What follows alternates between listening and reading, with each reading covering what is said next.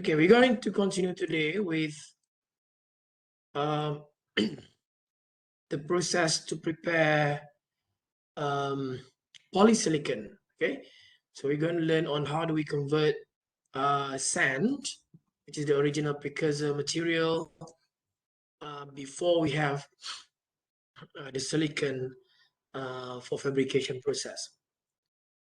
So there's going to be two parts for this. The first part of the growth will be the conversion from sand to polysilicon, and then in the second part, we're going to learn about the conversion from polysilicon to monocrystalline silicon. Okay, polysilicon to monocrystalline silicon.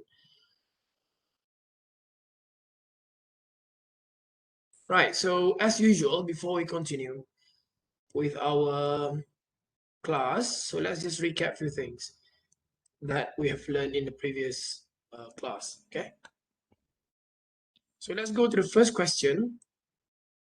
Why silicon is chosen to make ICs? Okay, anyone? As usual, can write down in the chat box. You can unmute yourself.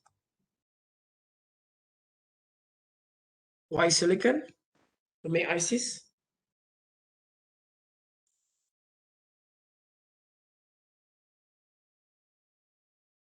Anyone? Amirul? Since I can see your face. Kenapa silicon? Why not something else? Yes, Faris can easily be oxidized. Okay, that's one. Okay, any other points?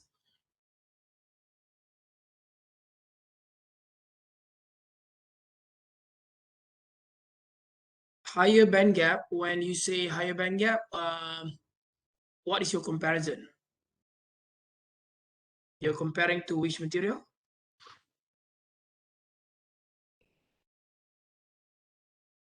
Germanium, okay? Germanium. Okay, so if you have high band gap, therefore, what is good about high band gap? That we choose higher band gap compared to lower band gap. Okay, can operate at high temperature, good. Gloria, can deal with high temperature. Faris, okay, that's good. Okay, any other points?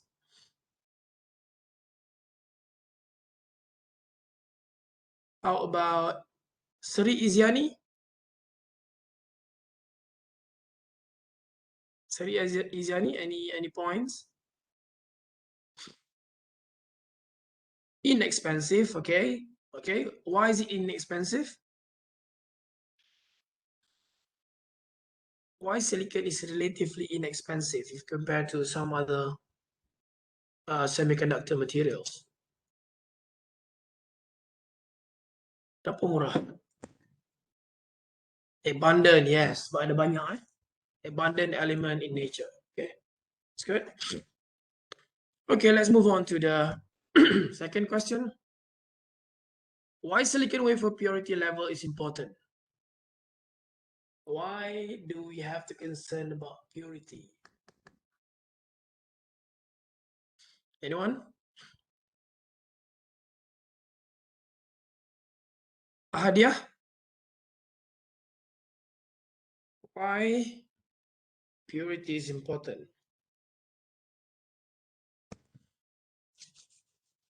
You boleh unmute yourself. If you want to talk, then just turn on your mic. It's okay. Welcome to talk in my class. Hadiah, anything? Oh, Sakina. Determine how much current can flow. Okay, determine how much current can flow. Okay, that's why purity is important. All right. What else? Any other? Mac? How about Mac?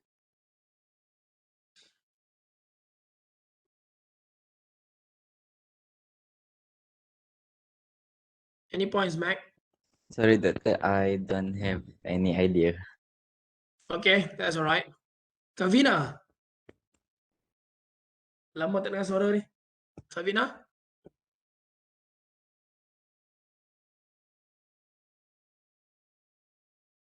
Okay then, no worries. Still searching. Okay, that's good. Go. Why purity go? Why it has to be pure?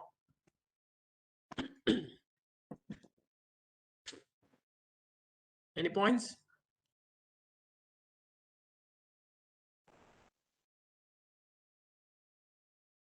Less energy consumed. What do you mean?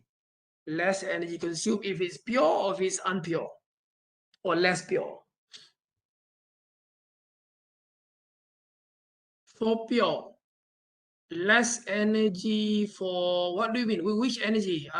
For which particular step? To get to the pure silicon, to produce pure silicon?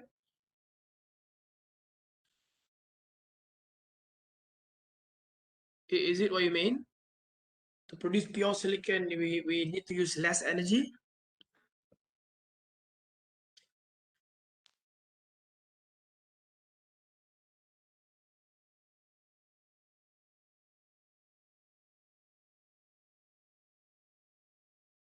One enter class apa ni? Apa?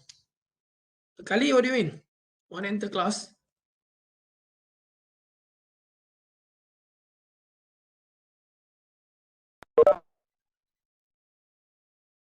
Oh, Fatin. Oh, saya dah approve dah. Ada 2 student tadi. One student, want to enter class. Okay, got it. Okay, already approved. Okay, so we're going to see later on, right? We discussed in the previous class that to be able to operate or to get a functional transistor, you need to use 9N, right? 9N purity of silicon. 9N for transistor. Maksudnya ada 9 kali 9 nanti 9.9999999. Okay. Nanti 9.999 semua 9 kali if you talk about solar cell, for example, because this is based on silicon, both of these devices, so you need to use only 6N. So maksudnya, if you want to use transistor, if you fabricate transistor, a functional one, you need to use a very pure silicon, okay, high level of purity, or we also call this semiconductor grade. Semiconductor grade. Ataupun you may also encounter electronic grade. Electronic grade atau semiconductor grade. So these two, kalau jumpa kat mana artikel, they actually refer to 9N. Okay. What if we use more than 6N for solar cell? Okay, good question. What if we use more than 6N for solar cell? Any opinions? Amirul tanya ni, kalau pakai lebih dari 6N apa jadi? So remember, this is 6N and 9N is the minimum requirement. Okay. Of course, if you want to go 10N ke lagi, that's just not possible because it's going to be more and more expensive.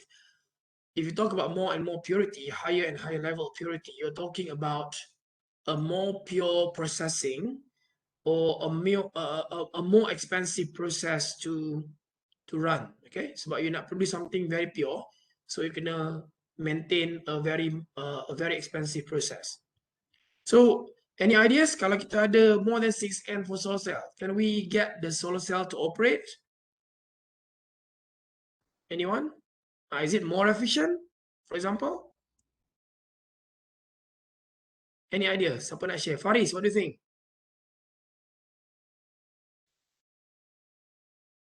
Cuba relate balik to ZAT487 in any way if you can.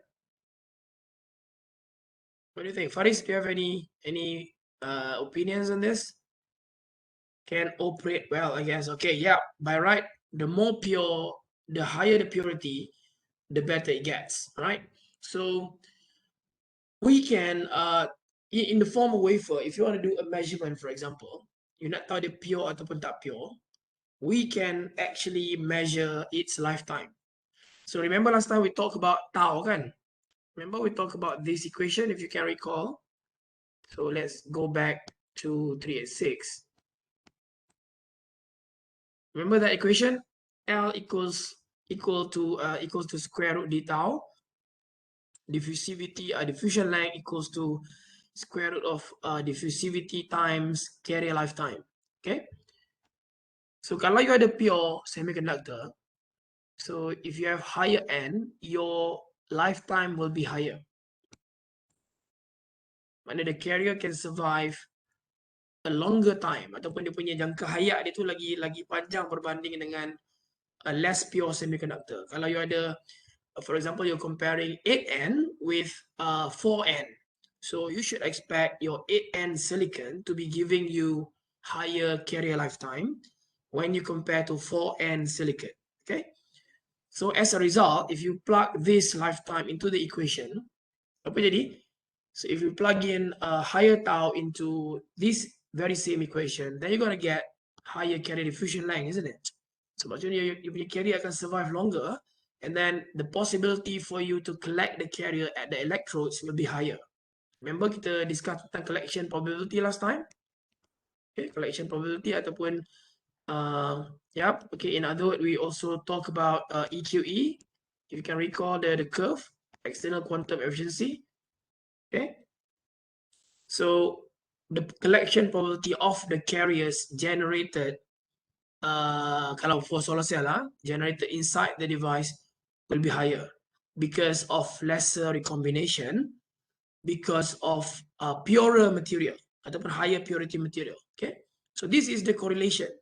Bila you ada higher purity, then the lifetime will be higher, then the diffusion length will be higher, the collection probability will be higher. If you talk about solar cell in particular, then your carriers and you collect will be higher.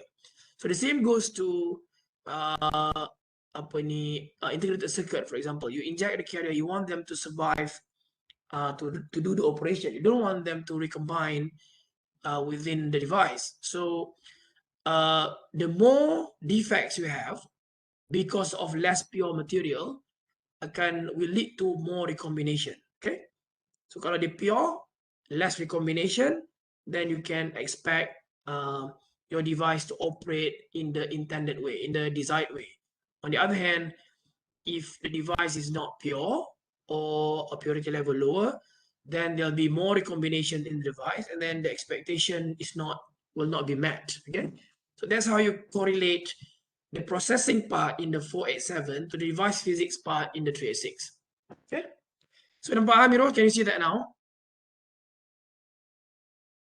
How does this purity punya factor ni? It looks very simple, but it goes back to 386, right? The fundamental physics you've learned in the previous course. So that's why it's very important to understand 386 before you come to the processing part of the semiconductor.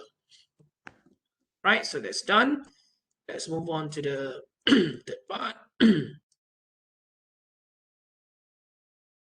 So what do you understand by IC technology node? What is technology node? If someone asks you technology node, what is it? How do you describe the term briefly? Anyone?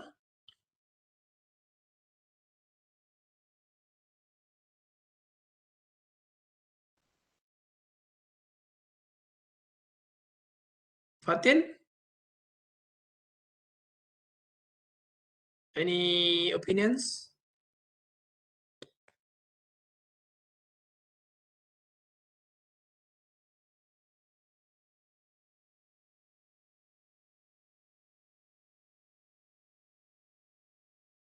Exponential growth of what? When we say it's technology node, so, or perhaps we're saying that, what is the technology node that we are using in this device? So in this IC, so what is it actually? It's referring to the gate, okay, to the gate. Remember last time we talked about Moore's law, to the gate punya dimension, more or less. But it's not necessarily true if you talk about below 45 nanometer, if I'm not mistaken, it's not really reflecting the physical dimension of the gate anymore, but somehow it correlates. But the number doesn't really tell the physical dimension. But the number is proportional, it's proportional, but then it's not telling you the physical dimension exactly. So draw a relevant schematic to illustrate this. So if this is the question that you have to draw a MOSFET, right? A MOSFET, and label all the important parts accordingly, right? The gate and the gate oxide under the gate, and then the source and drain, and then the body, which refers to the wafer that you're using, either P-type or N-type. And then you label whether it's a PMOS or NMOS, right? Right, last question. What is Moore's law?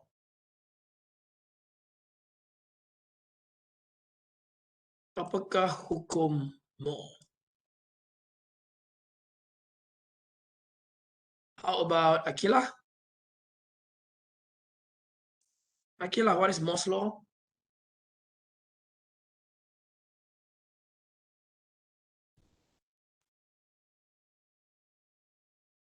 Anything?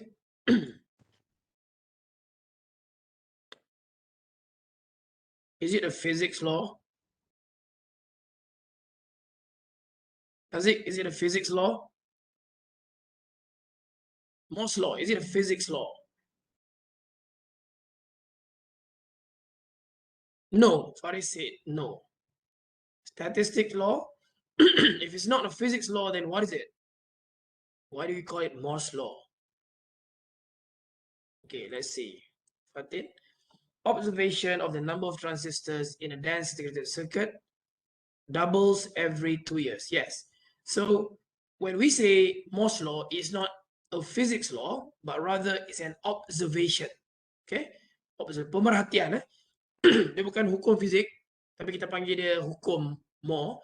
Tapi sebenarnya dia bukan hukum fizik lah. Dia salah satu observation made by Gordon Moore back in 1965. So Gordon Moore was one of the Intel's co-founder back in 1965, where he observed along the way that the number of transistors that can be packed within the same area on the wafer doubled every 2 years.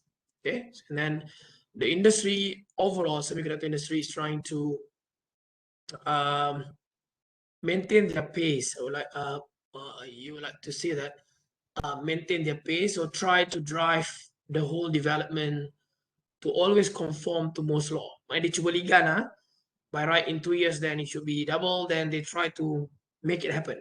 Okay, they try to drive the industry so that it can be realized. Sampai sekarang. So now we are now operating at we're going to have like 3 nanometers coming soon, and then 2 nanometers, and then we are almost at the limit, pretty much. Okay, so that's done with the previous recap. Okay, so let's move on with our topic today, which is conversion of a sand to polysilicon. So we're going to learn essentially about how silicon chips are made, right? Where do we start? What is the precursor material? What are the processes involved? What sort of temperature, energy do we need to use to be able to produce the polysilicon chunks? Okay. So crystal growth. So you've learned a lot about crystal, right, in physics? Look up. I think you've encountered so many times in physics. Crystal growth. What is crystal? Crystal tu apa sebenarnya? Let's recap what you've learned before. Crystal. What is crystal? When we say crystal, what is crystal? What are we trying to do here? Anyone? Crystal. Arrangement of atoms, yes. Arrangement of atoms, you can tell by the picture, right? It's arranged in a certain way, for example. The arrangement of atoms. So when we're talking about crystal, we are talking about crystallinity of the semiconductor material, in fact, of any material. Cuma dalam konteks ni kita discuss tentang semiconductor. Then we're talking about crystallinity of our semiconductor material.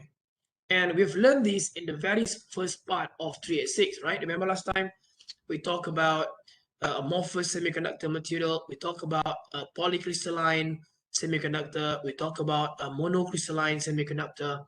In fact, we also discussed about microcrystalline, where you have a mixture of amorphous and crystalline regions in the semiconductor material.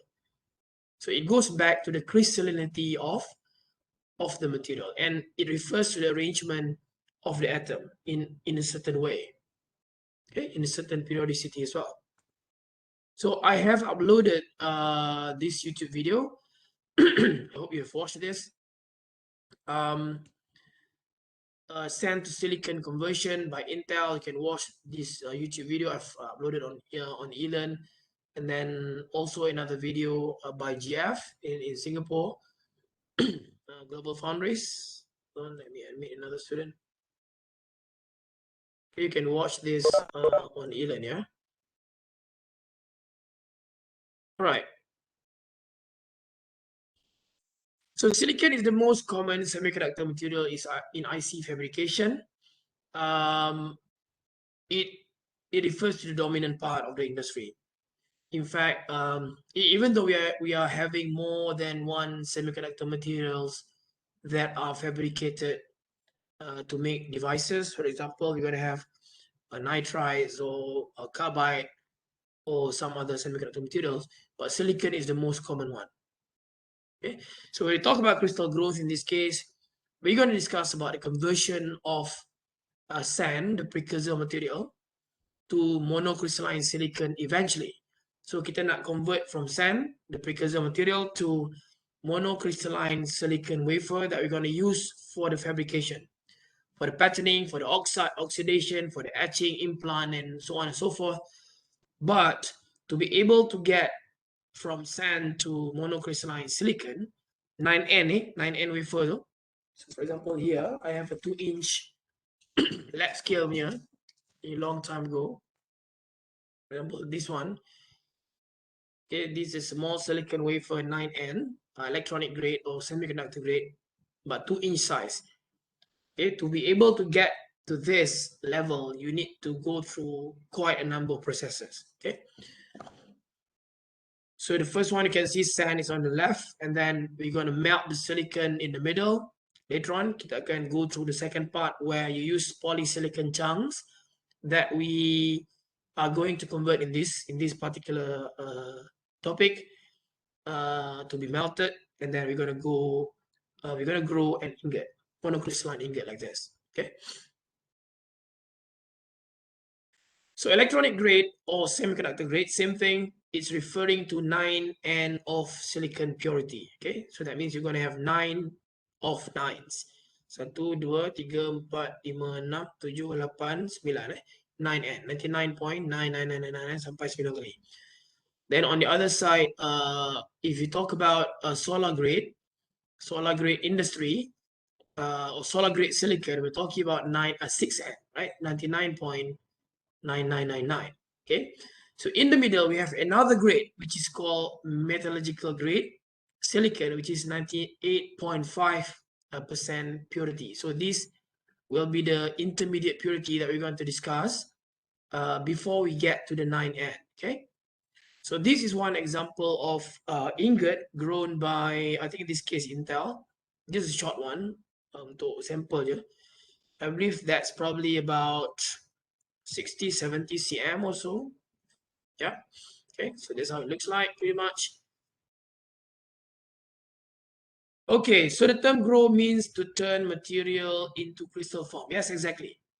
Okay, you want to take your sand and then grow your polysilicon chunks. So bila you grow tu, that means kita grow ni kalau dalam bahasa BM kita tumbuhkan, penumbuhan, tapi it's actually formation of lah, more or less. So if you're talking about polycrystalline silicon, then we're turning the sand into polycrystalline version of silicon. And then we take that intermediate polycrystalline version of silicon, we go through another process to convert that into monocrystalline version of silicon. And that is called growing process atau growth process. Tapi when we talk about in the second part later on, when we form the ingot, that is more accurate representation of growth, if you like. Sebab dia macam kita start from nothing, and then from the melted silicon, we're going to go through later on, you're going to get your ingot slowly. Okay, so that is another form of growth process, if you like. Okay, so essentially you boleh cakap in general it's about formation of or fabrication of. To be more technical, it's actually forming the right form of crystals, either it's polycrystalline or monocrystalline, to get to the purity and the specifications of the ingot and of the wafers for our fabrication in the next step. Okay, so how do we produce electronic grade silicon? So sand contains tiny grains of silica. Sand is essentially SiO2 or silicon dioxide.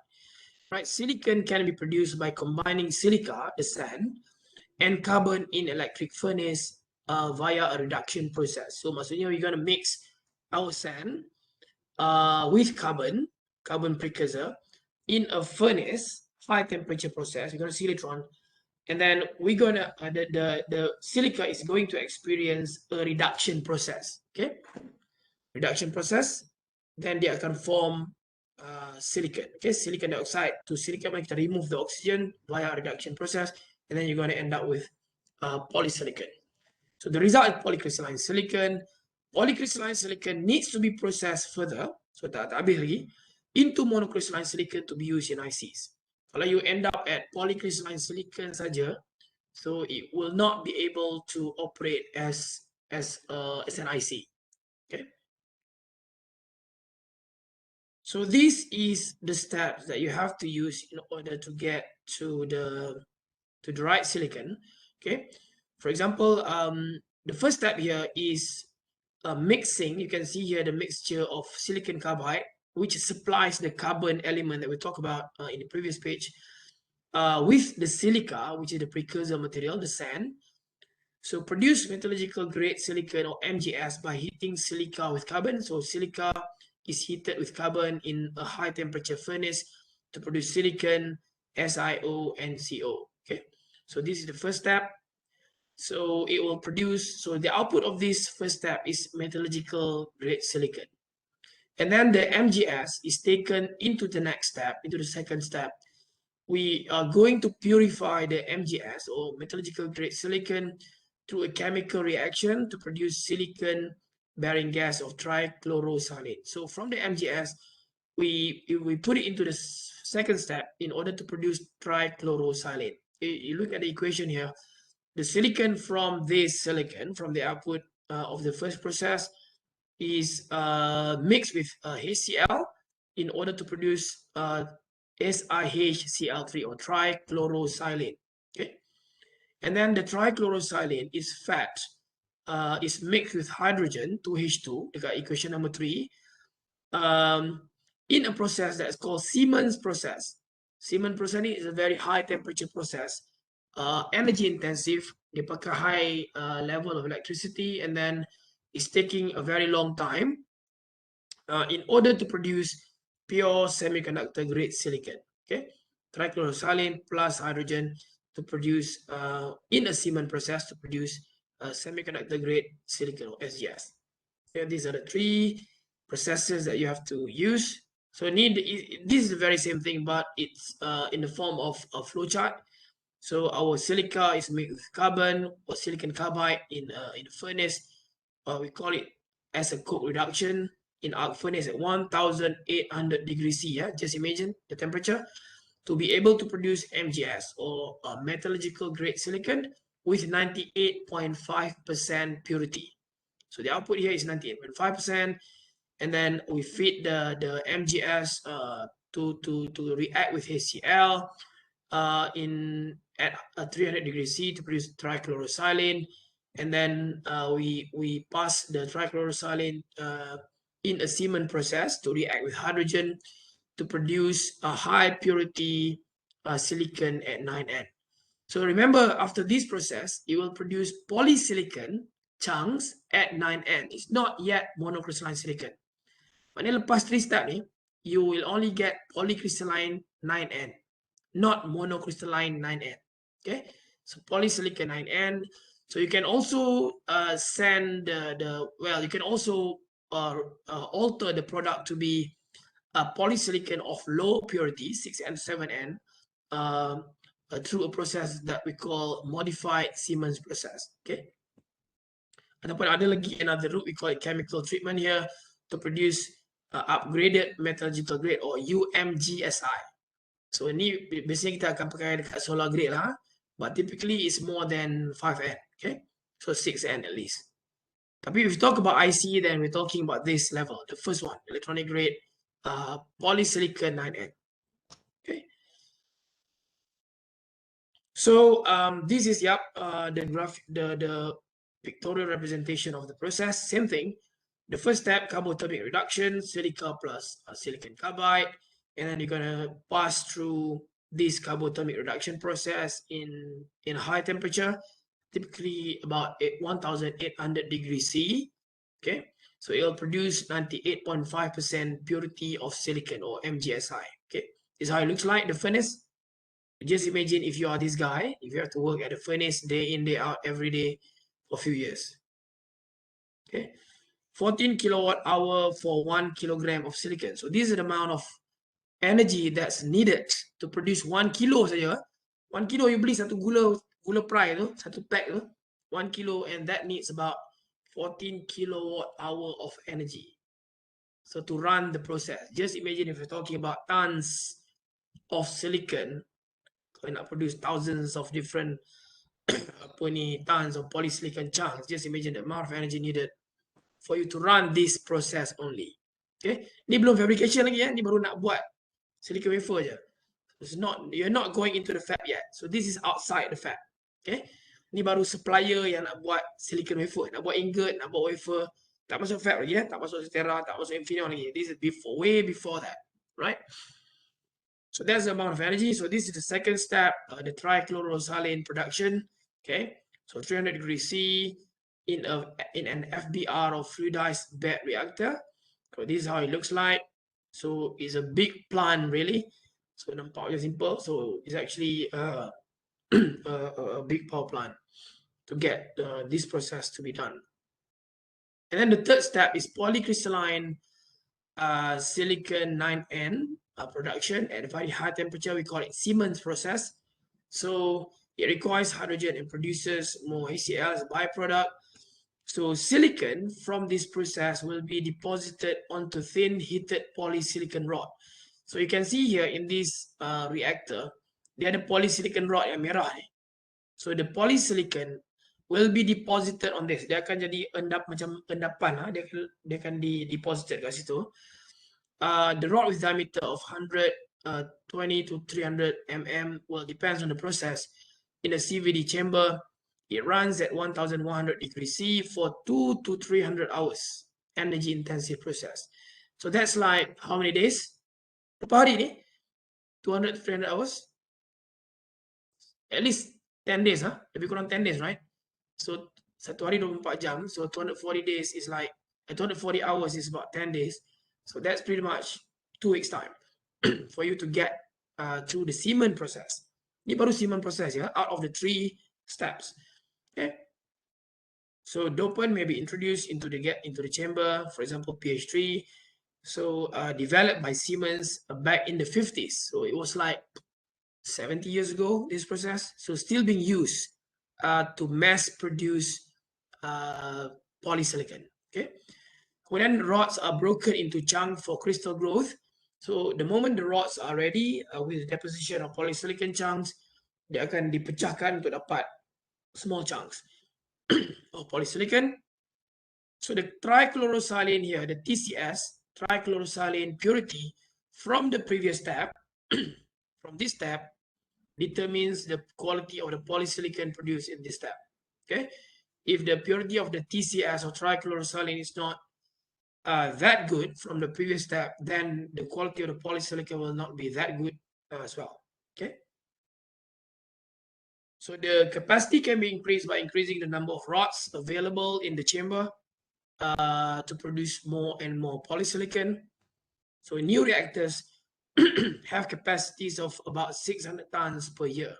So, well, depends on number of chambers and rods available in each chamber. So that will pretty much determine the amount of polysilicon that can be produced from this. So this is how it looks like. So you can see that is the chamber, that is the polysilicon rods. Okay, that's how they look like after being broken. So you have your polysilicon chunks there ready for the next step. Right? So in this process, for you to convert the sand into polysilicon chunks, there are hazardous chemicals involved, right? Bila you work in the lab ataupun fab, there are always hazards involved, right? Even though when you did your FYP, were you aware of any hazards involved during your experiments? Can you share, anyone who did any experiment? Were you aware of any hazard involved during your process? Anyone would like to share? Anyone working with chemicals during FYP? Ada Haziq tak? How about cuba dia, you guna chemical apa? Chemical apa you pakai last time? In any step of your FYP? Any acid or alkaline solution or something? Right, ketone and aldehyde, okay? Ketone and aldehyde. So were you aware of the hazards of ketone and aldehyde? Or you also use acid? So were you aware of the hazards involved when you handle ketone, aldehyde, acids? Okay, you're aware. So how did we check or how can we check the hazards involved when we handle whatever chemicals or gases? Anyone knows? How do you know hazards around the chemicals or gases? Kita nak cari kat mana tu?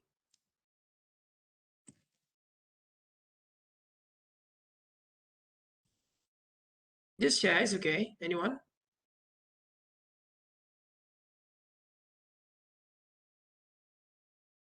How about Kavina? Do you use any chemicals?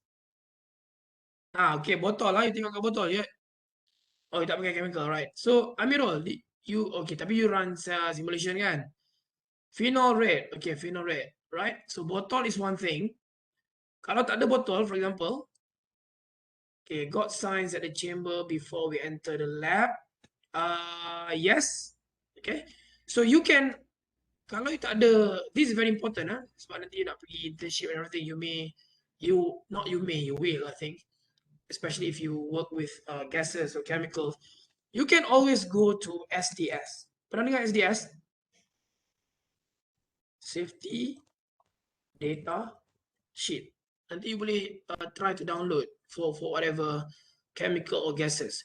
Before you handle, barat you kena aware ni, before you handle any chemicals or any gases, you're supposed to go through the SDS. Bukan you main ambil tuang-tuang ikut suka. That's it. You have to know what are you dealing with, what are you working with, right? So, and this is all the information are given in SDS, safety data sheet. Kalau you, for example, you check a HCl, SDS of HCl. Nanti you can dapat from Sigma Aldrich, for example, you can download online. And you can go through all the operating condition, what is the temperature that is okay for operation, what is the temperature you should avoid. You cannot make with certain chemical, you can only make with certain chemicals. Kalau you add together ada explosion ke, kebakaran ke, whatever, you should be aware of this, right? So this is all explained explicitly in SDS. So kalau you belum tahu, next time before you handle anything in your internship ke ataupun during your work later on, make sure you understand the SDS first before you even touch the bottle. Okay? So that's how it should be done. Okay. So normally dalam lab, people take it lightly because we just open and start timbang about 100 ml or you measure 100 ml and start running the process and start doing your data, collecting your data without even aware of the safety hazard around it, right? So bila you kerja dalam fab, for example, you will find all the possible hazard on Earth. Okay, from hydrogen, from silane, HCl, HF, ammonium fluoride, hydrochloric acid, and whatnot. And all the stuff that you have. Sampai bila saya pergi induction during my first time working in a fab, during the induction they told us that if the fab explode, for example, kalau dia jadi satu explosion, big explosion, that district will be out of the map. So for example, kalau you cakap tentang Silterra, for example, kalau the whole fab, kalau the whole fab meletup, Kulim will be out of the map. So that's the level of danger that you are dealing with when working in a fab, for example. Okay. So in this slide, you can see H2 and trichlorosilane are highly combustible. HCl is very corrosive. SiCl4 very toxic. Okay, poses environmental hazards. So handling this chemical, including the safe and environmentally sound disposal as well as emission control, at the same time, is not easy. So you have to be aware of what you are working with, right? Some are explosive in nature, some are flammable, some toxic, some flammable solid, some liquid, some spontaneous combustible, some are dangerous when they are wet, some are oxidizing, some are peroxide based, some are just toxic, some radioactive, some are just corrosive. Okay, so I did mention to you, I think last time, about HF, if I'm not mistaken. Kalau you got your HF tertumpah atas you punya skin, so you won't feel a thing yet on the skin, but it's actually seeping through your skin dan makan yang tulang kat bawah, HF, right? So you then have to apply the HF antidote right away. Kalau ada dalam lab, you kena ambil HF antidote, apply the cream right away, guna glove yang bersih, and then you have to rush to the clinic and see the doctor right away, and you have to tell the doctor that you are exposed to HF. Maksudnya the treatment will not be a simple treatment, macam you kena apa-apa acid, hydrofluoric acid yang lain. It has to be a special treatment for HF. Okay, so that's how you should be able to respond if you are working with certain specific chemicals, right? Because the hazards that they pose may be unique in nature. Mungkin tak semua acid yang akan nampak macam tu. So that HF is one thing in particular. So we're done with the first part of today's lecture. Today kita 2 jam kan? 12 kan? So we're done with the first part for today. So do you have any questions for conversion of sand to polycrystalline? In the second part, we're going to go through conversion of polycrystalline 9N to monocrystalline silicon 9N. So is it okay so far? Semua faham? I think very clear cut at this point. There's nothing fancy yet. There's nothing fancy yet. So you're going to see more fancy things in the fabrication later on. Okay, tak ada soalan? Okay, hold on. Juaria. Okay, 6N should be 60+%. Okay, how about others? Tolong jawab. What is 6N? What is the purity of 6N? Someone please write in the chat box. Okay. Okay, Juaria. 99.9999%. So N tu refers to number of 9. Dia bukan 6, N tu maknanya kepala dia 6 Dia number of how many 9 do you have, including the decimal places kat tengah tu lah. So 99.9999 for 6N. Kalau 9N, then just make the 9 to be 9 times. Okay, 99 dan 7 kali lagi lah. Yeah, okay, thanks. Okay, Adi. Okay, any other question on the first part? All good? Okay then, if that's the case, let's just have a 5 minutes break. Sekarang 10.49, let's make it 10:50. So we'll come back at 10:55, okay? So if you want to go to the toilet, have a breakfast or something in 5 minutes, go ahead. I'll see you again in 5 minutes, inshallah.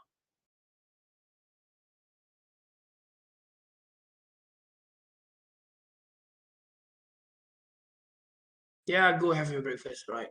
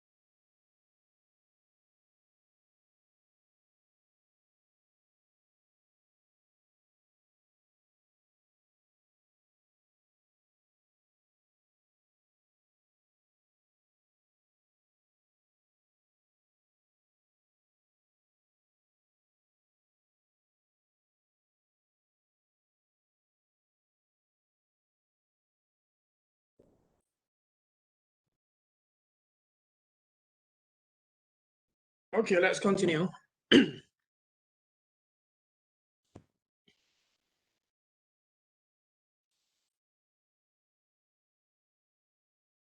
Sekarang, have you gone through the briefing for LI? Internship briefing dah ada? Kau dah buat ke? Kau belum lagi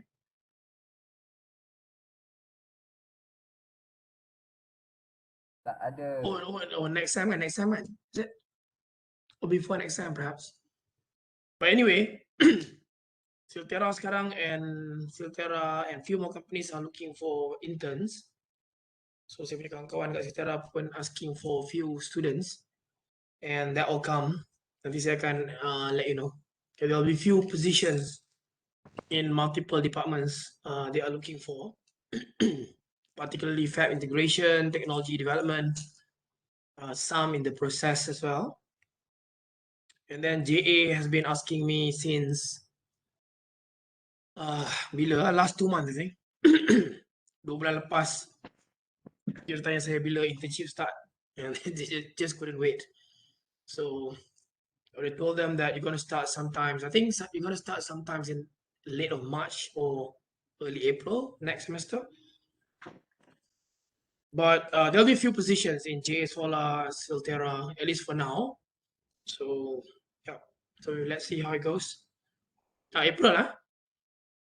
So saya rasa kalender pun start agak lewat kan next semester. I think early April pakai ready.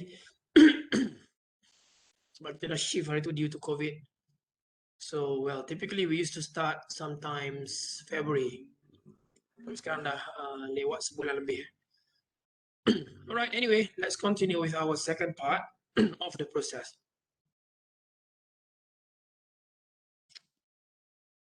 Let me share the slides.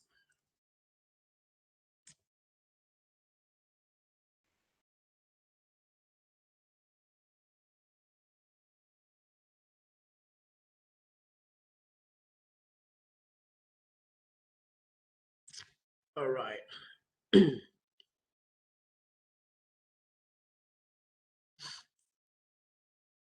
Okay, can you see the slides?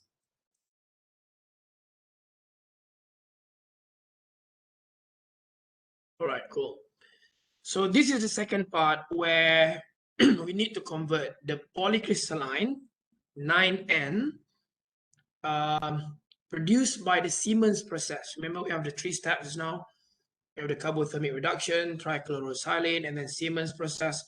And then from the Siemens process, we have produced polysilicon 9N for monocrystalline growth. Okay, so this is the second part where we want to convert the polycrystalline 9N to monocrystalline 9N. So let's just recap a few things. It was still fresh a few minutes ago. So how to convert silicon dioxide to electronic grade polysilicon. Remember the 3 processes. And then you should be able to describe the Siemens process. Okay, make sure you can describe the Siemens process in terms of the energy required, the time, how does the rod looks like, how long would it take, and all this stuff, and what sort of purity of TCS is required. And then disadvantages of Siemens process. And this is about the energy that is used, and then the time that it takes to produce the polysilicon 9N. So those are the main disadvantages of the Siemens process. And think of alternative to Siemens process as well. Okay, so let's move on. So in this part, we are going to learn on how do we convert electronic grade polysilicon to electronic grade monocrystalline silicon. So basically 9N polysilicon to 9N monosilicon, right? And this can be done by either one of these 2 processes, right? You have first one as Czochralski process. We normally abbreviate these as CZAC, right? CZAC process or Czochralski process. And the second one, we call it as float zone, or we normally call it FZAC. Okay. So kalau wafer yang kita produce from the Czochralski, we call it CZAC wafers. And the wafers that we produce from the float zone process, we call them as FZAC wafers, right? So this is how the polysilicon chunks look like on the left from the Siemens process. And then this is how it looks like once the wafer is ready, right? Monocrystalline wafer is ready. So Czochralski process, so this is how it looks like in terms of its schematic diagram. So let's just go through the process. So a small seed crystal about the size of a pencil size you see, so this is like a pen. So this is a pen. So seed dia lebih kurang macam ni ya. So it's actually a seed yang ada a specific crystal orientation. Precisely oriented here means a specific crystal orientation. Is pulled out of molten silicon. Maksudnya you're going to melt the polysilicon in the previous page here. Masuk dalam crucible, we call it crucible or kawah. At high temperature above 1400 degrees C, since that is the melting point of silicon. So you're then going to produce this liquid melt of silicon, right? So lepas you ada liquid melt of silicon, we're going to insert the seed crystal yang pencil size tadi into the silicon, and then it's going to be pulled slowly, and it's going to be rotated at the same time. Okay? It will rotate at the same time, pull it out of the molten silicon, and then you're going to get your crystal growth from the seed following the orientation of the seed. So that means kalau you punya seed is here, your gambar ni, it's like pencil size seed. If you are using a seed of 100, for example, and then this whole crystal following the seed, dia akan ikut bila you tarik, dia akan jadi 100 oriented crystalline silicon, monocrystalline silicon. Single crystal lah, so that means semua ni, the whole ingot here is single crystal. You cannot find a single grain in the crystal. There's no grain boundaries in the crystal because it's all just one large single grain. Okay, so you're going to have this kawah ataupun crucible, and then it's going to be water cooled as well. Dia ada carbon heater to raise the temperature to above 1400 degrees C in order to melt the polysilicon. And you're going to have the heat shield. This is the crucible, quartz crucible, and then you're going to have graphite crucible, multiple layers, then the electrode to control the process. And then the seed is rotated during the pulling process while the melt is counter-rotated. So if your seed though will be rotated dengan pusing dan tarik at the same time, and then your melt will also be counter-rotated at the same time. So that's how the process looks like. Ingot diameter is controlled by adjusting the pull rate. So you can actually adjust the pull rate. How fast do you pull it out from the crucible in order to adjust the diameter of the ingot? Okay. So dopants will be added into the melt at the start of the growth. So you can actually control the doping level, whether you want to include boron or phosphorus. So boron for P-type, phosphorus for N-type with whatever level doping level that you want, or you can also have it intrinsic, which is undoped during the growth, right? So during this process, oxygen up to 10 to the 18 will be incorporated into the crystal by the solution of the quartz crucible. So this is not intended, but it will incorporate the oxygen into the ingot due to the nature of the process. So kita nak oxygen ni, but then it's there in the process. So you have to reduce the level of the oxygen incorporated into the crystal. Okay. So to be able to control the level of oxygen, we need to use another form of a CZAC process, which is called MCZAC, or magnetic applied CZAC process, or MCZAC. So this is carried out within a strong horizontal or vertical magnetic field. So you impose the process to vertical, in this case, or horizontal magnetic field in order to control the movement of oxygen, the incorporation of oxygen into the crystal. Okay, so the field controls the convection fluid flow to minimize the mixing between liquid at the center of the bath. So liquid at the center is here, the center part here, with the edge. So dia akan datang, oxygen akan datang dari edge, masuk ke dalam bath, the liquid melt, and incorporate the oxygen into the whole crystal. And that can be minimized by controlling the convection fluid flow by using the magnetic field, right? So that will create a liquid silicon crucible around central bath, which can trap a lot of the oxygen and slows its migration into the crystal. So they can slow down. Huh? When the migration is slowed down, so that means the density or the level of oxygen will also be reduced into the crystal. So lower oxygen concentration can be obtained and the impurity distribution is more homogeneous. So oxygen concentration is about 7 to 8 times 10 to the 17. And a carbon concentration is below 10 to the 16. So that can be reduced by about 1 order of magnitude with the MCZAC application. So this is how the puller looks like, the zoom in version of the crucible. You can also find this on YouTube. You boleh tengok YouTube, dia akan bagi animation of how the pulling looks like and then how is it actually pulled out to form the ingot, right? So this is the crystal seed to determine the orientation of the whole ingot. So this is the ingot once it's pulled out slowly, and then this is the melt, and this is the whole crucible setup. And this is the crystal puller and the rotation mechanism on top to control the rotation of the seed. So this is step by step, more or less. So the first step on the left is the melting of the polysilicon chunks. They'll start there, then it will gonna start melting due to the high temperature of the crucible. And then the moment everything is melted, we will introduce the seed into the crystal with a specific crystal orientation.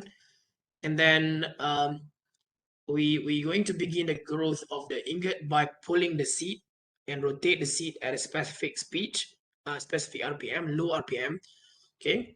And then you're going to see the ingot coming out from the liquid melt slowly.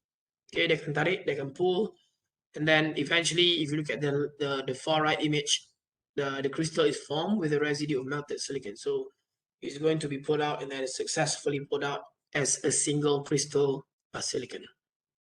Right, so this is another representation of the process. So polysilicon chunks are included or incorporated into the crucible, and then it's going to be melted, and then introduction of crystalline silicon seed with a specific orientation, and then the pulling mechanism to grow the crystal. Okay, so melted silicon is down here, and then the single crystal ingot is up here. Okay.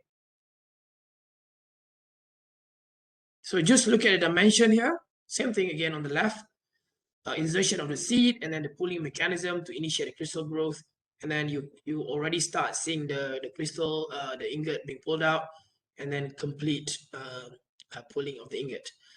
So, well, the length and the diameter really differs according to the growth process, the crucible setup, and the process parameters. And if you look at this ingot, for example, if for example this guy is probably say 1.8, perhaps 1.9 meters. If you see 1.9, then this is pretty much 2 meters to something, right? In terms of its length. Okay, so the diameter can be controlled. Either you want it to be 2 inch or 4 inch or 6 inch or 8 inch or 12 or 18, right? It can be controlled accordingly. So you can watch the YouTube here. So inside the production line of ZAT silicon ingot, so you can see this one is one equipment for each to grow a single ingot. So you have a couple of those in the line to grow the ingot. So that's the ingot that's done. This is by Siltronic, and those are ingots late once they are completed. They completed the ZAT process. Okay. Right. Czochralski silicon ingot or ZAT silicon ingot, we also call it bowl ataupun ingot, tapi the common one is called ingot. So the typical length is 1 to 2 meters, right? You can see from the previous page. So this is typically 1 to 2 meters, depending on manufacturing process. Okay. So it will be sliced into smaller circular pieces called wafers later on.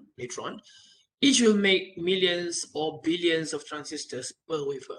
Okay, this is normally a cassette Cassette ni normally holding about 25 wafers vertically. That means you just slot in your wafers.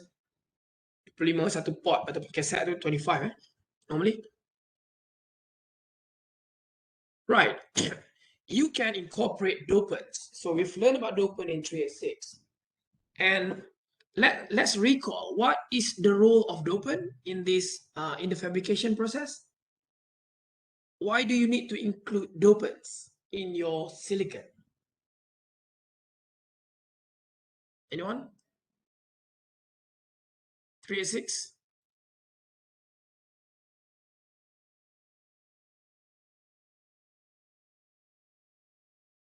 Can write it down, unmute yourself. Let's recall why dopants in the crystal. The physics of it. Sekarang kita nak belajar proses. Tapi why in the first place? Alia? Let's recall why dopants. You can unmute yourself. Alter conductivity, perfect. Alter conductivity, right? So you want to regulate or control the conductivity of your semiconductor material, in this case silicon, right? So you can make it lightly doped, moderately doped, or heavily doped, depending on your applications. So the role here is to alter the conductivity of the silicon. And as we learned last time, you can make it p-type or n-type, right? P-type is more positive. So in p-type, you have holes as your majority carriers, remember? So to be able to introduce holes in your lattice, you need to incorporate dopants like boron or aluminium or gallium, for example, to whatever level that you want in order to introduce more and more holes as the majority carriers. On the other hand, if you want to make it n-type or negatively charged, and electrons as the majority carriers, you need to introduce dopants from group 15, right? Phosphorus or arsenic or antimony to introduce extra electrons for every single dopant. So you're going to end up with more and more electrons incorporated into the silicon lattice, and that will make the silicon to be more negative or more n-type, right? So your ingot can be p-type in nature or n-type in nature, or it can also be intrinsic in nature, right? Depending on the customer requirements. Right, when you incorporate the dopants into the melt, there is this behavior that we call segregation coefficient of the dopant, okay? So the dopants will be theoretically distributed uniformly across the melt. So that means whatever that you introduce into the melt should be incorporated into the silicon, right? So say you want to introduce 5 times 10 to the 18 of phosphorus into the ingot eventually. So you be ingot at the 5 times 10 to the 18 of phosphorus, n-type. So that means logically you have to incorporate 5 times 10 to the 18 of phosphorus into the melt, right? So that is very straightforward, isn't it? But that's not how it happens during the growth process. So the way the dopants are incorporated into the crystal depends on the segregation coefficient. So this parameter is called segregation coefficient. Okay. Or it's also labeled as K0. K0, segregation coefficient is K0. So what is segregation coefficient? You can see here from the equation, K0 equals to CS over CL. And CS is the concentration or impurity of dopants incorporated in the solid form. Okay, solid form means the final ingot yang you nak grow nanti ya. So, and to be divided with concentration of the impurity or the dopants incorporated into the liquid, into the melt, right?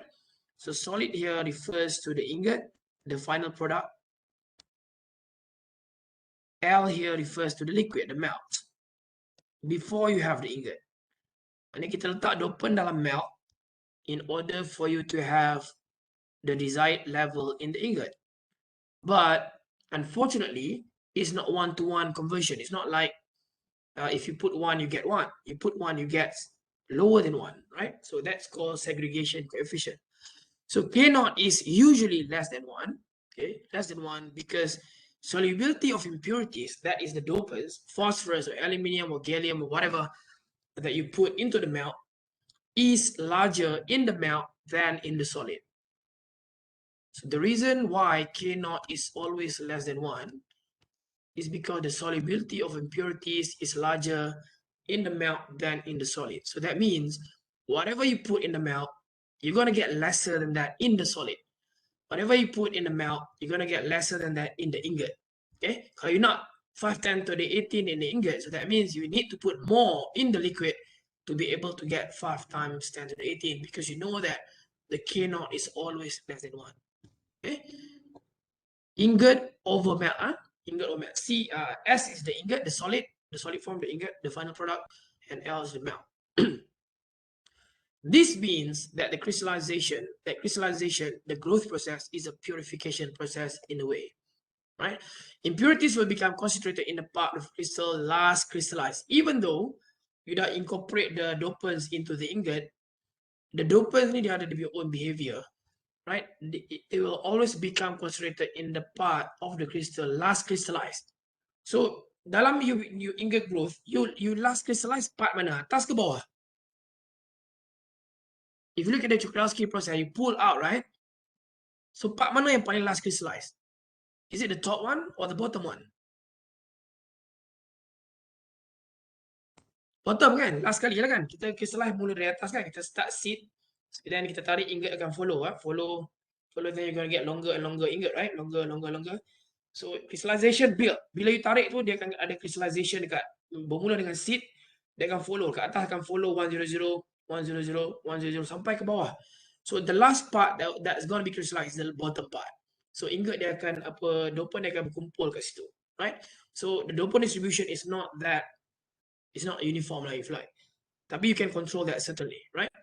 The distribution of impurities, the dopants, including oxygen, will change along the length of the crystal. So that means if you have 2 meters, in some cases, you should have a good level of control between the level of phosphorus at the top versus in the middle versus at the bottom. Of course, you should have a good control, but you should expect variation to some extent between top, middle, and the bottom. Okay, maksudnya dia akan ada some variation. Therefore, homogeneous doping is difficult to achieve. If you compare between P-type and N-type, P-type versus N-type, N is harder to get homogeneous along the crystal. Okay, maksudnya kalau you grow 2 meters, you're going to get, it's very hard for you to get a more consistent distribution of the dopant in N-type ingot for the same length compared to P-type ingot. Maksudnya the likelihood of getting more uniform wafers later on, sebab from the ingot, katalah this is the ingot, so you're going to eventually cut this into wafers with specific thickness. So likelihood to get more uniform resistivity or dopant concentration in P-type is a lot better if you compare to N-type. N-type will be likely less uniform. So ada punya variation along the crystal will be more. Maksudnya, bila you as a manufacturer, kalau you run a plant to grow crystal ingot, so out of the 2 meters, for P-type, you can use pretty much everything. Mungkin you kena potong atas dan bawah, seed dengan yang mula-mula you grow tu, yang tajam tu, dengan bawah. Potong, chop off the top part, chop off the bottom part, and then the rest can be sold to the customers for P-type. But for N-type, chop off the top, chop off the bottom. Tak semestinya boleh pakai the whole 2 meters length to be sold to your customers because of the variation of the dopant level in the crystal. So that means untuk N-type, you akan rugi sikit. So that's why if you look at the N-type wafers, normally they are sold at higher price in comparison to P-type wafers because they have more variation. Maksudnya bila you grow 2 meters, tak boleh pakai semua lah.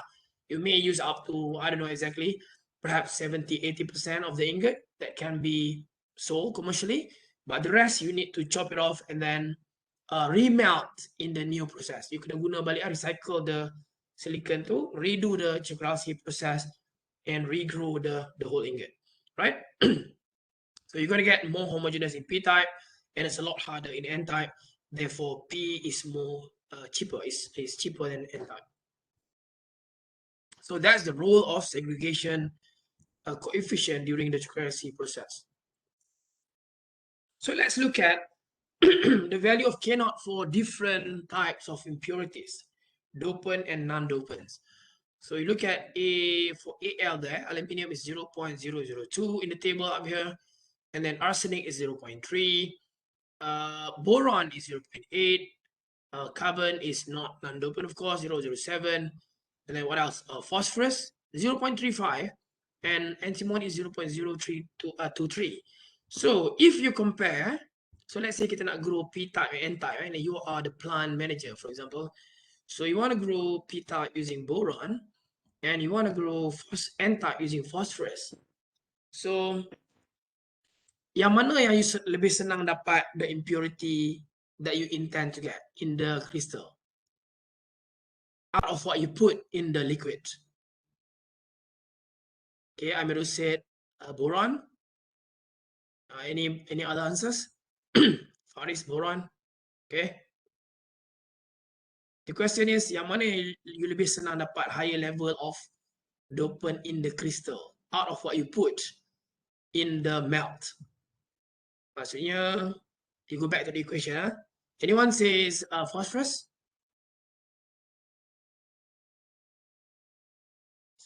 Ada? So semua boron.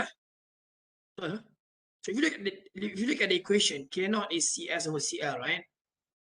So K0 is CS over Cl. CS over Cl. So if you compare boron, boron is like 0.8. So that means 80% of what you put into the melt is captured in the ingot. Okay, 80%. It's about CS over Cl out of what you put in the 80%. Like what that means, right? The fraction of solid versus liquid out of what you get over what you put. Right? Solid is what you get and liquid is what you put. So 80%. On the other hand, if you grow n-type phosphorus, effectively you're going to get about 35% of what you put into the melt, into the ingot. Okay? So that's the difference between growing p-type and n-type. Okay? So this is a chart of growth rate versus segregation coefficient. You can compare between different dopants. Segregation coefficient also depend on the growth rate of the process. So it's not a fixed value, but rather a variation depending on the growth rate. So implication, there is always implication of boron, phosphorus segregation coefficient. And we're going to get a more homogeneous doping throughout the crystal ingot in boron compared to phosphorus. So ZAT crystal grown from silicon melt contained in a fused silica crucible. Okay, fused silica react with hot silicon and releases oxygen from the site into the melt. Hence, ZAT silicon has a concentration of about 10 to the 18 of oxygen, and that can be certainly controlled by MCZ process, where you can control the convection of the oxygen into the flow, into the melt, and that will reduce the concentration by about 1 order of magnitude to about 10 to the 17 after the growth process. Right, so let's try some question here. We have a few more. Okay, we have FZ of this. I'm just going to stop after this question, and we're going to continue FZ in the next session. So let's try these two questions. Kita ambil satu lah. Sebab the second one is a bit longer. Sekarang what's the time? It's about 11:25 or about 11:30.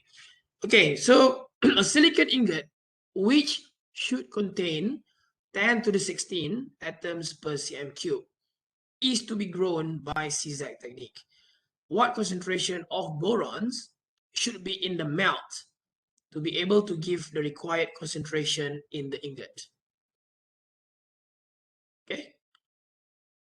So the question is, a silicon ingot which should contain 10 to the 16 in the ingot, 10 to the 16 atoms per cm cube is to be grown, will be grown by ZAT technique.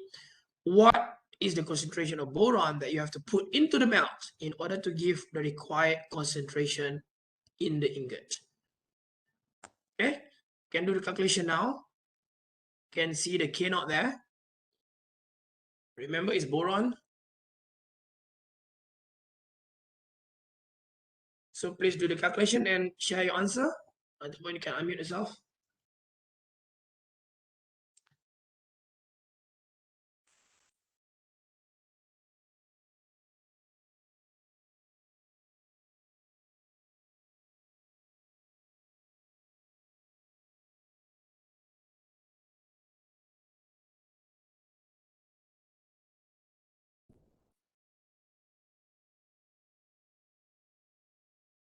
Okay, anyone? Okay, go back to the question. Okay.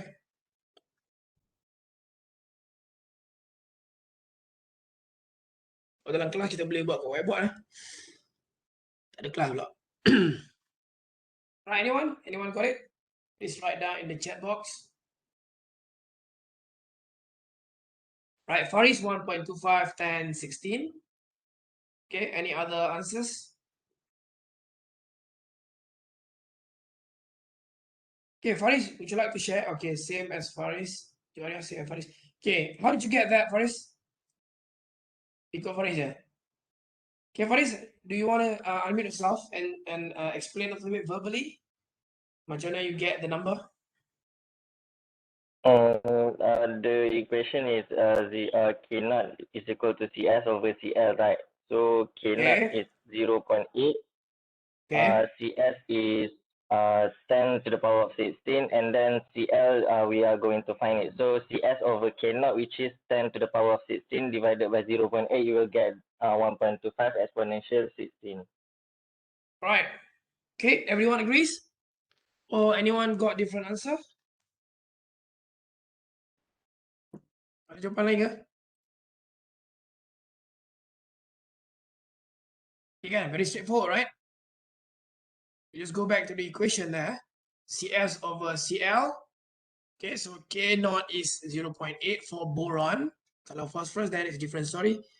Then CS is already known. Okay, CS is already known, right? Then 1 times 10 to the 16 that we're going to get in the ingot, and then CL is not known. So you're going to need to calculate the CL then. So 1 times 10 to the 16 divided by 0.8. So that becomes 1.25 times 10 to the 16. Right? Simple. So I want you to go back and calculate the second one.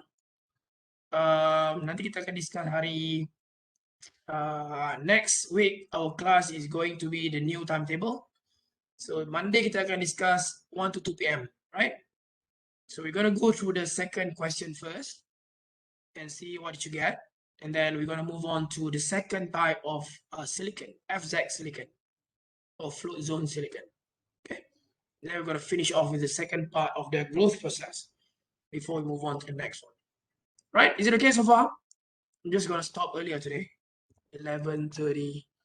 11:30. Is it okay? Can you follow so far? Any questions on the first part or on the second part?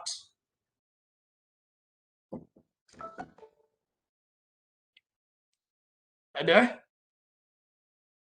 Right, then I'll see you next Monday, inshallah. Bye-bye. Take care. Assalamualaikum. Try the second question, yeah? I'm going to discuss that one first.